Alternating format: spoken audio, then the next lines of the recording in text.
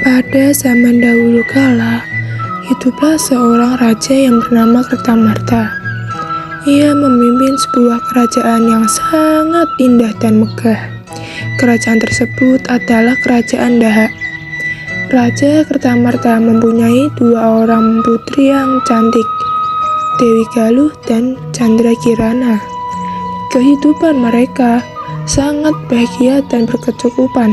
Pada suatu hari, datanglah seorang pangeran tampan dari kerajaan Kahuripan.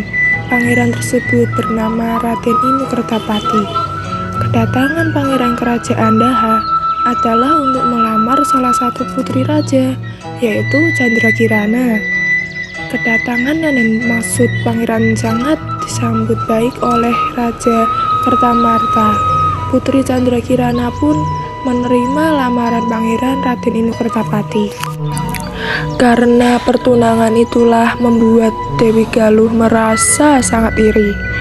Ia menaruh hati pada Raden Inu Kertapati dan merasa dirinya lah yang lebih cocok untuk menjadi tunangannya. Dari perasaan irilah kemudian berkembang menjadi perasaan benci. Dewi Galuh mulai merencanakan untuk menyingkirkan Candrakirana dari kerajaan.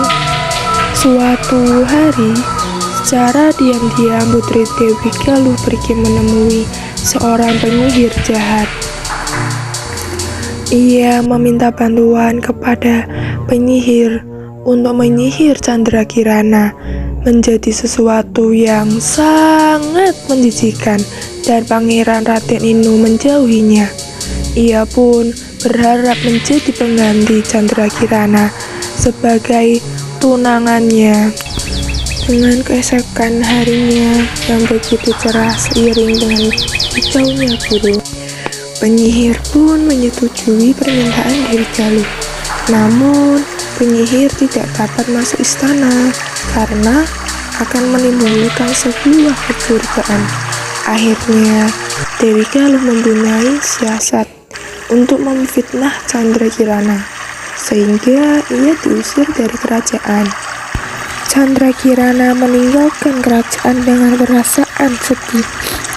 Di tengah perjalanan ia bertemu dengan penyihir jahat,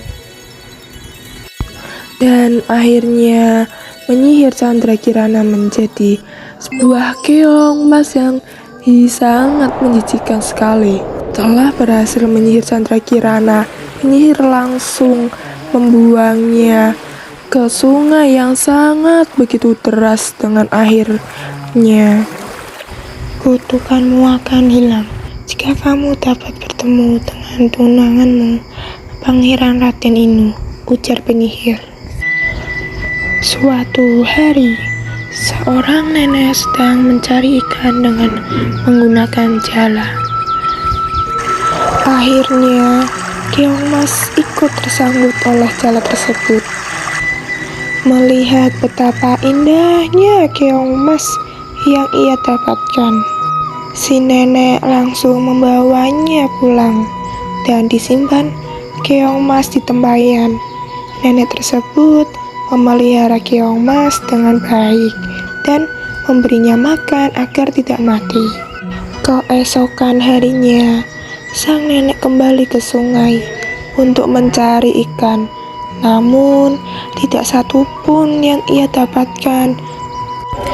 Karena sudah terlalu lama, tapi tidak mendapatkan hasil, ia pun segera memutuskan untuk pulang ke rumah. Ketika nenek sampai di rumah, ia sangat terkejut. Wah, ada makanan banyak. Siapa ini yang memasaknya semuanya? Ia melihat makanan yang sangat enak sudah tersedia di atas mejanya. Ia merasa sangat heran dan bertanya-tanya siapa yang sudah membuatkan makanan ini. Setiap hari kejadian serupa terus terjadi. Karena merasa penasaran, sang nenek memutuskan untuk pura-pura pergi ke laut. Sebenarnya ia ingin tahu dan mengintip siapa yang sudah membuatkan makanan setiap hari. Sang nenek sangat terkejut melihat keong emas yang ia simpan di tempayan berubah menjadi seorang gadis yang sangat cantik jelita. Gadis tersebut langsung menyiapkan makanan di atas meja. Karena serasa penasarannya, sang nenek langsung menghampiri gadis cantik tersebut. "Siapa kamu, putri yang cantik? Dan dari manakah asalmu?" tanya sang nenek. Keong Mas yang berubah menjadi wujud aslinya, yaitu Chandrakirana, sangat terkejut melihat kedatangan sang nenek yang tiba-tiba. Akhirnya, Chandrakirana menjelaskan siapa ia sebenarnya dan menceritakan kenapa ia berubah menjadi Keong Mas. Setelah menjelaskan kepada sang nenek, Chandrakirana pun kembali berubah wujud menjadi seorang Keong Mas. Sementara Pangeran Raden Inu terus mencari Putri Chandrakirana yang mendadak hilang entah kemana. Namun kabar dari Chandrakirana pun tidak dapat ia dapatkan. Pangeran Raden Inu Kertapati sangat yakin bahwa Chandrakirana masih hidup. Karena keyakinan itu membuat Raden Inu tidak berhenti mencari. Ia pun berjanji tidak akan kembali ke kerajaan sebelum menemukan tunangannya yang bernama Chandrakirana. Akhirnya, penyihir jahat mengetahui bahwa Pangeran Raden sedang mencari Chandrakirana. Ia mencari cara agar pangeran tidak dapat menemukan keberadaannya Chandrakirana. Ia pun menyamar menjadi seekor burung gagak. Di tengah perjalanan, Raden Inu dikejutkan oleh seekor burung gagak yang dapat berbicara. Burung gagak tersebut mengetahui tujuannya. Pangeran yang merasa senang dan menganggap burung gagak tersebut tahu di mana keberadaan Chandrakirana. Ia pun mengikuti petunjuk yang diberikan burung gagak, padahal petunjuk jalan tersebut adalah petunjuk jalan yang salah. Pangeran Raden mulai kebingungan dengan petunjuk yang diberikan burung gagak. Di tengah perjalanan, ia bertemu dengan seorang kakek tua yang sedang kelaparan. Ia segera memberikan makanan. Ternyata kakek tersebut adalah seorang kakek yang sangat sakti dan menolong Raden Inu dari burung gagak. Kakek memukul burung gagak dengan tongkatnya dan tiba-tiba burung gagak berubah menjadi asap. Kakek tersebut memberikan petunjuk jalan. Pangeran Raden Inu Kertapati segera menuju desa Dadapan. Berhari-hari ia menempuh perjalanan yang amat jauh. Namun di tengah perjalanan bekalnya telah habis. Ia merasa sangat kehausan. Ia pun melihat sebuah rumah dan segera menuju ke rumah tersebut. Ia berniat untuk meminta segelas air. Namun bukannya hanya air yang ia dapatkan, tetapi Chandrakirana yang ia cari. Ia melihat tunangannya dari jendela sedang memasak. Akhirnya Pangeran Raden dapat menemukan Chandrakirana. Ia merasa sangat senang sekali.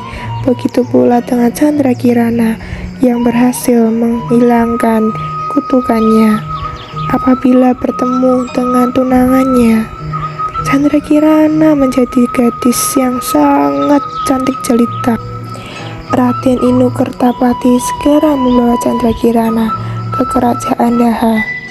Ia pun mengejek nenek yang sudah menolongnya. Chandrakirana pun menjelaskan semua perbuatan Dewi Galuh selama ini kepada Baginda Raja. Akhirnya kejahatan Dewi Galuh terbongkar semuanya. Dewi Galuh mendapat hukuman atas perbuatannya itu. Namun karena merasa takut akan hukuman, ia melarikan diri ke hutan. Sementara Baginda minta maaf kepada Chandra. Akhirnya Pangeran Raden Inu dan Chandrakirana memutuskan untuk menikah. Mereka hidup bahagia dan saling sangat bahagia atas kebahagiaannya mereka dan merayakan sebuah keharmonisan bersama nenek yang sudah menolongnya tersebut.